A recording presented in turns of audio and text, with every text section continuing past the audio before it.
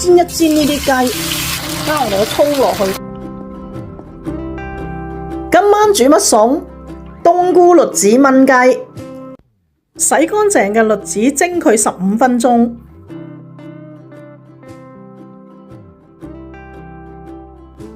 雞件煎到金黃，然後落薑蒜紅蔥頭爆香，落埋冬菇、栗子，加上熒光幕嘅調味料，加少少熱水，冚蓋炆佢5分鐘。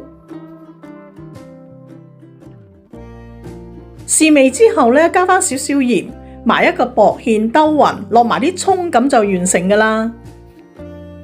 呢個餸係咪好易煮呢？記得訂閱我啊！逢星期三新片上架，下個禮拜3見。